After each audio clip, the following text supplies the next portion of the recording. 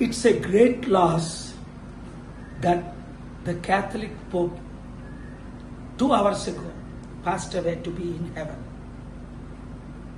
My relationship was with him not as close as Pope John Paul.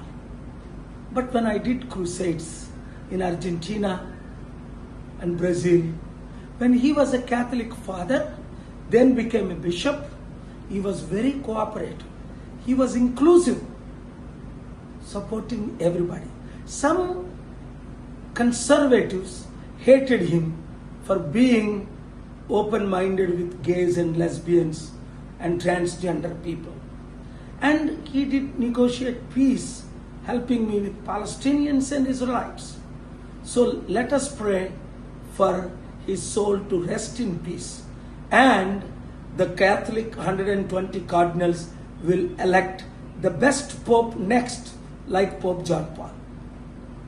ఈ రోజు Catholic Pope గారు, father of Catholics, అలాగే అనేక మంది హిందువులు, ముస్లింలు, యూదులు ఆయన ఎంతో రెస్పెక్ట్ ఇచ్చేవారు.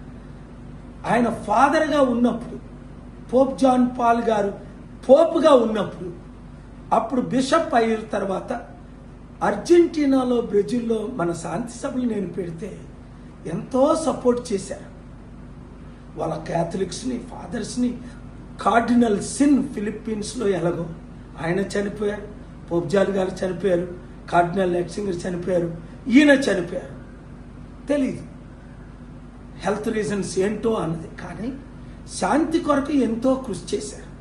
కొంతమంది ఆయన్ని క్రిటిసైజ్ చేసినప్పటికీ ఓపెన్ మైండ్ అని, అందరితో ముందంజ వేయాలి అని శాంతి కొరకు జీవించి చనిపోయిన పోప్ గారి కొరకు ప్రార్థించండి.